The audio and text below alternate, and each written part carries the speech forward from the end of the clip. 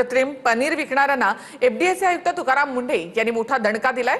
Analogue पनीरवर महाराष्ट्रामध्ये आता वर्षभरासाठी बंदी घालण्यात आली आहे। अॅनालॉग पनीरची विक्री केल्यास कायदेशीर कारवाई केली जाणार आहे। पनीरच्या नावाखाली विकल्या जाणाऱ्या अनलॉक पनीरच्या उत्पादन, साठवणूक, वाहतूक, वितरण आणि विक्रीवरती राज्य सरकारनं 1 वर्षासाठी बंदी घातली आहे। अन्न आणि औषध प्रशासनाचे आयुक्त तुकाराम मुंढे यांनी काल या संदर्भातील आदेश जारी केलाय। अनेक नमुन्यांमध्ये दुधातील स्निग्धांऐवजी वनस्पतीजन्य स्निग्धांचा वापर झाल्याचं स्पष्ट झालं, त्यामुळे हा निर्णय घेण्यात आलाय।